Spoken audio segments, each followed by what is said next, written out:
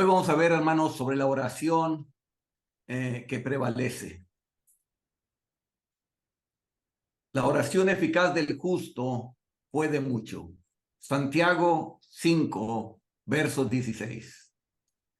Y hay dos tipos de medios necesarios para promover un avivamiento. Uno, para influir a los hombres.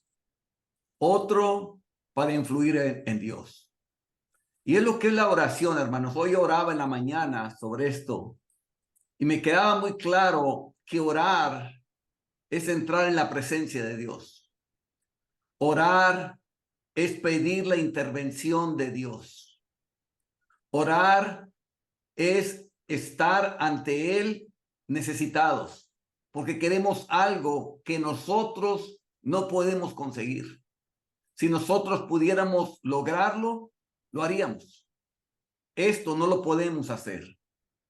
Podemos predicar a la gente, pero no podemos lograr que la gente quiera escuchar o que la gente quiera venir a escuchar el evangelio. Entonces, vamos con él porque nosotros no lo podemos hacer y queremos influir.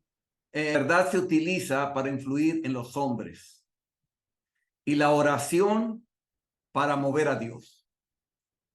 Cuando hablo de mover a Dios, no quiero decir que la mente de Dios sea cambiada por la oración o que su disposición o carácter sea cambiado.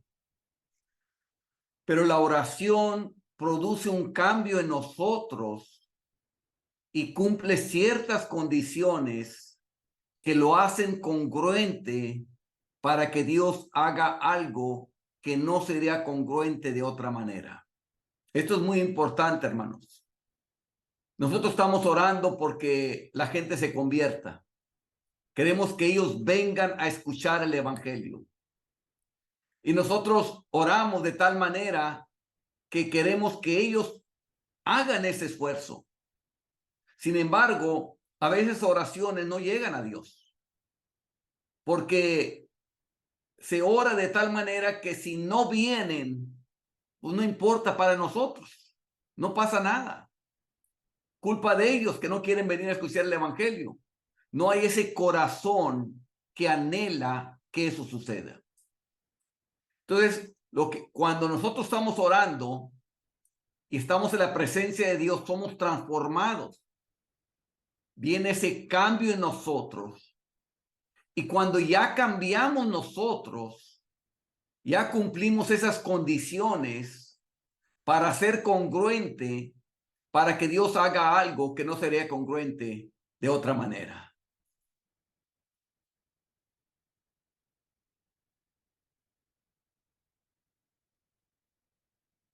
Un ejemplo, cuando un pecador se arrepiente, ese estado mental hace que sea apropiado para que Dios lo perdone. O sea, cuando el pecador entra en convicción, sabe que es culpable y sabe que la voluntad de Dios es que él se arrepiente y venga a Dios. Cuando él lo hace, entonces Dios lo perdona. Dios siempre quiso perdonarlo. Lo que pasa es que él no se quería arrepentir. Cuando lo hace, es perdonado. Dios siempre ha estado dispuesto a perdonarlo bajo esa condición.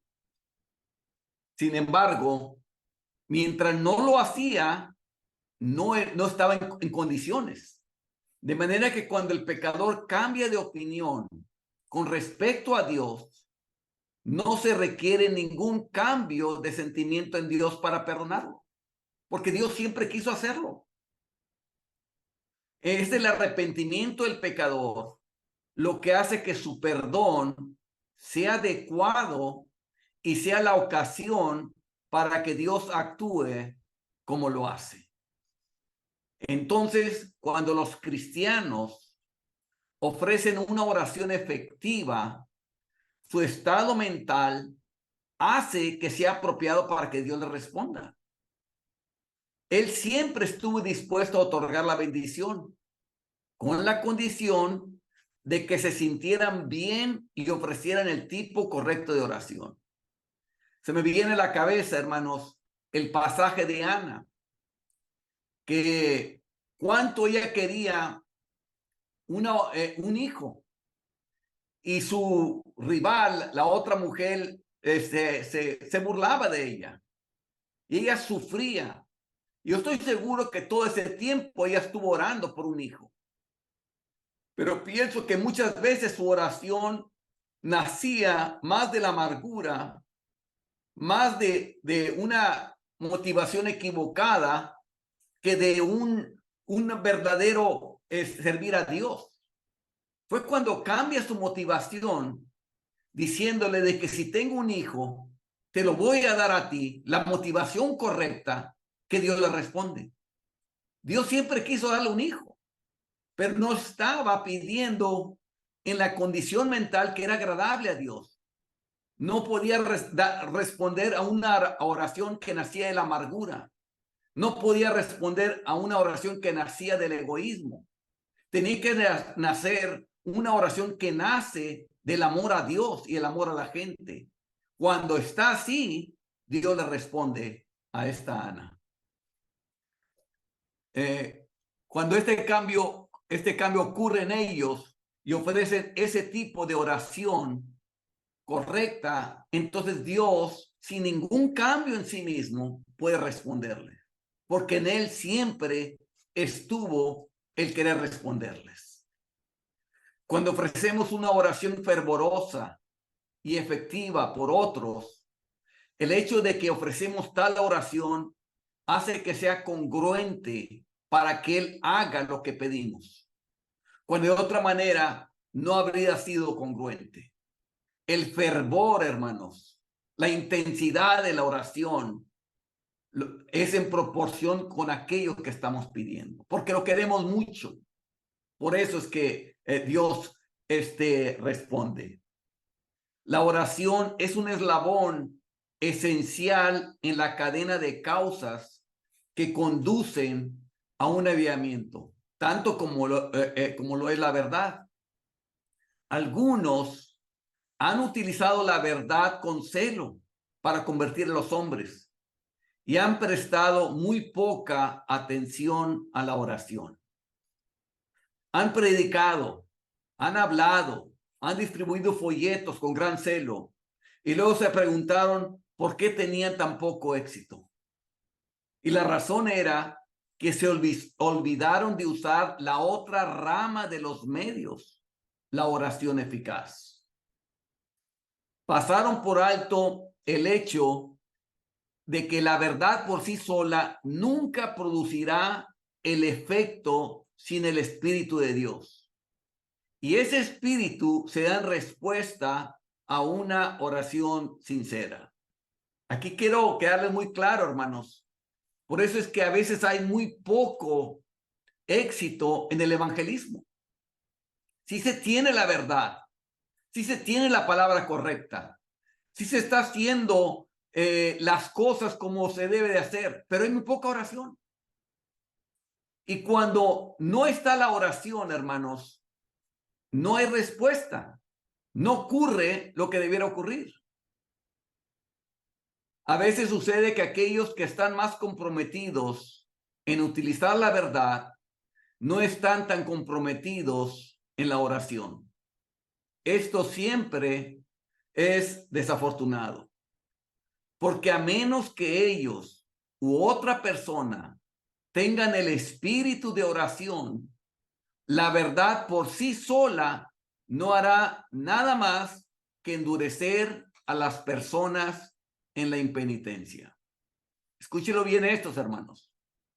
Si no hay un espíritu de oración, cuando vamos a predicar la palabra, cuando vamos a hablarle a alguien, la verdad por sí sola los va a endurecer más.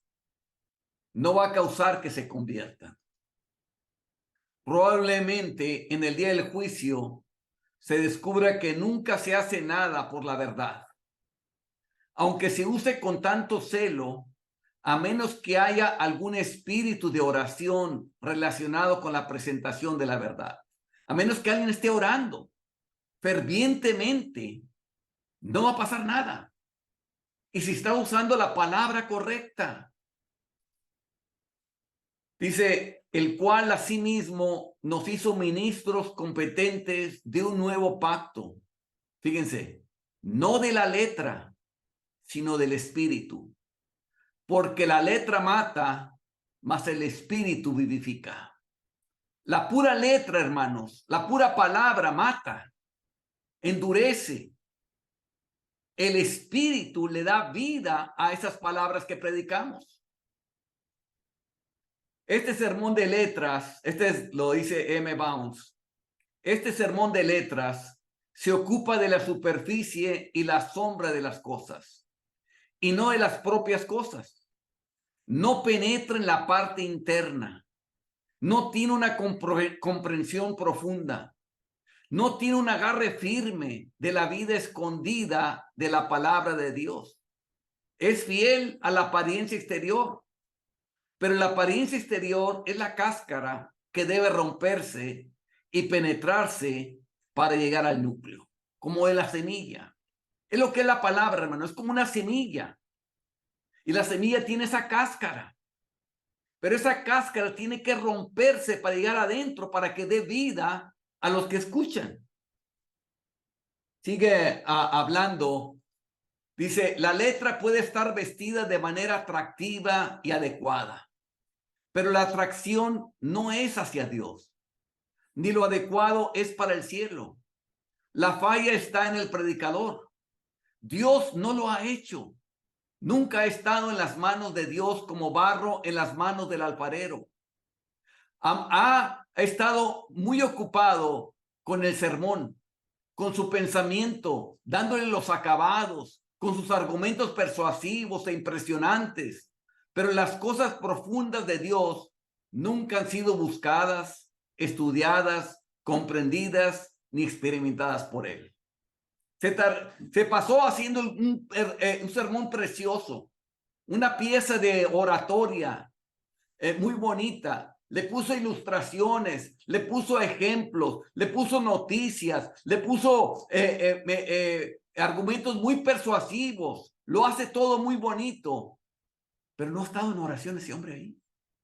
Entonces, ¿qué es lo que causa? No causa nada, no lleva vida, porque no ha estado en la presencia de Dios como barro en las manos del alfarero para formar a ese predicador. También de M. Bounds todo esto. Nunca ha estado ante el trono alto y sublime. Nunca ha escuchado el canto de los serafines. Nunca ha visto la visión ni sentido el arrebato de esa terrible santidad y ha clamado en completa entrega y desesperación bajo el sentido de sus debilidades y culpa. Y tenido su vida renovada, su corazón tocado, purificado, inflamado por el carbón encendido del altar de Dios. Yo me acuerdo, hermanos, cuando estaba en un lugar predicando y estaba yo en oración y de temprano ya había predicado 2 veces y estaba en el tercer mensaje. Y el tercer mensaje, en ese momento yo tenía pensado dar un mensaje un poco más suave. Sentía que estaba predicando fuerte y que quizás la gente no lo necesitaba. En ese momento, hermanos, vino así como del cielo la presencia de Dios sobre mí, que nunca lo había sentido yo antes. Era el sentir que la santidad de Dios presente ahí en mi cuarto y yo con mucho miedo, me dio un miedo, un temor, un pavor tremendo de la santidad de Dios, que Dios era muy santo y muy sublime. Y entonces cuando me llega eso, entonces entiendo que yo estaba juzgando por lo que veían mis ojos delante, pero no por el corazón. Me dio un mensaje todavía más fuerte. Y ese fue el mensaje que rompió los corazones. Entonces, a veces nosotros vemos enfrente, pero no sabemos los corazones. En ese momento, como yo estaba orando, yo estaba poniéndole los argumentos a Dios, pero eso cuando vino la santidad de Dios me dio un temor tremendísimo, tremendo, un miedo, un pavor. Ahí estaba Dios, ahí mismo. Y eso cambió todo mi mensaje y mi manera de ver las cosas. A eso es lo que se está refiriendo M. Bounds aquí, de que ese predicador que se pasó mucho tiempo elaborando un mensaje muy bonito, no ha estado en el trono alto y sublime, no ha escuchado esa visión de Dios, no ha sido arrebatado por la terrible santidad de Dios, ni ha clamado en completa entrega y corazón y desesperación bajo el sentido de sus debilidades y culpa. No ha tenido su vida renovada, no ha sido su corazón tocado, purificado, inflamado por el carbón encendido del altar de Dios. Los mensajes, hermanos, nacen en el cuarto de oración, hermanos. Ahí es donde nacen los mensajes. Ante este mensaje de pura letra y poca oración, la iglesia ha sido refrescada, pero no edificada, complacida, pero no santificada. ¿Cuántas veces escuchamos mensajes, hermanos, con mucha elocuencia, muy motivantes, que te hablan de todo? La gente no se acuerda de lo que predicó, no más que sintieron muy bonito. Y la gente sale complacida, pero no sale santificada. No salen dejando sus pecados. No salen de ahí apartándose de la maldad. No hay convicción de pecado, no hay nada. Pero sintieron muy bonito. ¿Qué salen ahí? Ay, es que sentí muy bonito. Y creen que sentir muy bonito es estar bien delante de Dios. No, hermanos. Estar santificado es estar bien delante de Dios. La vida es suprimida ante ese mensaje de pura letra. Un frío se siente en el aire de verano. La tierra está quemada. La ciudad de nuestro Dios se convierte en la ciudad de los muertos. La iglesia es un cementerio, no un ejército en combate. La alabanza y la oración están sofocadas. La oración está muerta. El predicador y la predicación han ayudado al pecado, no a la santidad. Han llenado el infierno y no el cielo. Y es lo que se hace en ese tipo de predicación de pura letra, hermanos. En ese tipo de predicación que no nació en la oración, que no se clamó por los perdidos, por la gente de la iglesia. En vez de ser ahí en la iglesia, la ciudad de Dios, donde Dios se mueve, es una ciudad de puros muertos. Que en la iglesia es un cementerio, no hay vida, no hay espíritu. No es un ejército de combate, no está luchando contra, a trasladar de las tinieblas al reino de su amado Hijo. La alabanza y la oración es una rutina, están sofocados. La oración está muerta. El predicador y la predicación han ayudado al pecado. Los dejaron igual, no a la santidad. Han llenado el infierno y no el cielo. ¿Cuántas personas han estado ahí en la iglesia, en sus pecados, y nunca se sintieron redarguidos ni convictos de pecados? El predicador predicó, habló 1, 2, 3 veces, los hizo sentir muy bonitos, pero no lo suficiente como para dejar sus pecados. ¿Qué está haciendo él? Poblando el infierno y no el cielo.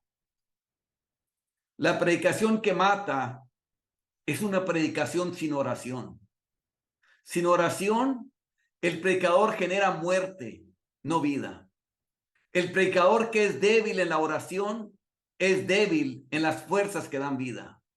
El predicador que ha dejado de lado la oración como un elemento claro y ampliamente predominante en su propio carácter, ha privado a su predicación de su distintivo poder vivificante. Eso es lo que sucede con alguien que predica y no hay oración, hermanos. Que el mensaje pone mucho el énfasis en toda la retórica, en las ilustraciones. A veces uno se atreve hasta a decir chistes en el púlpito, a bromear ahí, cuando hay gente perdida que se va a ir al infierno ahí. Pero a él como que no le preocupa, como que él se siente un payaso a querer divertir a la gente que está ahí, en vez de traer vida a los pecadores para que se salven. En vez de trasladarnos del reino de las tinieblas al reino de su amado Hijo. En vez de saber que el Espíritu Santo está ahí para causar comisión de pecado, de juicio y de justicia. ¿Qué hace? El Espíritu se va de esos lugares porque no lo tomaron en cuenta. El Espíritu quiere convencer de pecado, pero el pecador quiere contar chistes, quiere ser un payaso en el púlpito. No ha orado, no se ha preparado en el cuarto de oración. Entonces, ¿qué pasa? No tiene fuerza. No tiene fuerza para llamar a los pecadores. Ha dejado de lado la oración. Su elemento claro en su vida no es la oración. Es predicar. Le gusta hablar, pero no le gusta orar por la gente. No tiene poder vivificante. Hay y habrá oración profesional, pero la oración profesional contribuye al trabajo mortal de la predicación. La oración profesional enfría y mata tanto la predicación como la propia oración. ¿Cuál es la oración profesional a la que se refiere? Los que parece que están ahí recitando una poesía, hermanos. Parece que hablan con palabras muy bonitas, largas, una oración que parece muy elocuente y parece que está declamando cuando está haciendo eso. Pero eso solamente mata y tanto la predicación como la propia oración. Las oraciones largas, los discursos secos e insensatos son comunes en muchos púlpitos, sin unción ni corazón. Caen como una helada que mata sobre todo la gracia de la adoración. Mata la gracia de la adoración. Son oraciones muertas. Cada rastro de devoción ha perecido bajo su aliento. Cuanto más muertos están, más largas se vuelven esas mismas oraciones. Como que tratan de presentar que entre más largo oran es porque es muy espiritual. No, es porque no ha orado en su lugar. Y aquí es cuando quiere mostrar que va a orar, porque no ha pasado el tiempo en el cuarto de oración. Se necesita una súplica por una oración breve, una oración viva, una oración real del corazón, una oración dirigida por el Espíritu Santo, directa, específica, ardiente, sencilla y ungida en el púlpito. Eso es lo que se necesita, hermanos. Hoy en día se necesita más una escuela para enseñar a los predicadores cómo orar, tal como Dios considera la oración. Sería más beneficioso para la verdadera piedad, la verdadera adoración y la verdadera predicación que todas las escuelas teológicas. Me vamos. O sea, ¿qué está diciendo él? Que es preciso mejor enseñar a la gente cómo orar, a los predicadores cómo orar, antes que enseñarles toda la letra que les enseñan en los lugares, en las escuelas teológicas, hermanos. Sin embargo, hay otros que hierran del otro lado. Otros se van al otro lado. Otros hierran en el otro extremo. No es que pongan demasiado énfasis en la oración, sino que pasan por alto el hecho de que la oración podría ofrecerse para siempre por sí misma y no sería nada. En otras palabras, yo nomás voy a orar, pero no voy a predicar. Ese es del otro lado. Porque los pecadores no son convertidos por el contacto directo del Espíritu Santo, sino por la verdad utilizada como medio. La verdad se utiliza como el medio para que se salven. El Espíritu Santo toma esa verdad que tú predicaste y la vivifica, toma la semilla que tú quieres plantar y le rompe el cascarón y la lleva al corazón y hace que se puedan salvar. Esperar la conversión de los pecadores solo con la oración, sin la utilización de la verdad, es tentar a Dios. Si tú quieres que se conviertan los pecadores solo porque oras, sin que se les predique la verdad, estás tentando a Dios. ¿Ves lo que dice la Escritura? ¿Y cómo irán sin haber quien les predique? Ay, pues Pablo, pues yo voy a orar para que el Espíritu Santo les revele. No, tiene que haber alguien que les predique. Romanos 10:14. ¿Cómo irán sin haber quien les predique? Es necesario de alguien que les predique. Por eso los temas que vamos a ver hoy, hermanos, son mostrar qué es la oración eficaz o predominante. Número 1. Número 2, enumeraré algunos de los atributos más esenciales de la oración predominante. Daré algunas razones por las que Dios requiere este tipo de oración. Y número 4, demostraré que tal oración será muy efectiva. Eso es lo que vamos a ver el día de hoy. Veremos el primer punto, el demostrar qué es la oración eficaz o predominante. La oración efectiva y predominante no consiste en deseos benévolos. O sea, no es que porque una persona tiene buenos deseos, eso es la oración. Es cierto que los deseos benévolos son agradables a Dios. Tales deseos impregnan el cielo y se encuentran en todos los seres santos. El puro deseo. Ay, yo quisiera que la gente se salvara. Ay, yo quisiera que los enfermos se sanaran. Ay, yo quisiera que toda la gente sirviera a Dios. Son deseos. Es todo lo que hay. Pero no es una oración. Eso no es la oración. Los hombres pueden tener estos deseos como los ángeles y los espíritus glorificados los tienen.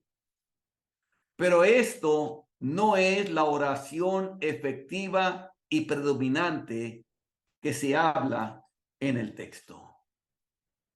La oración predominante es algo más que esto.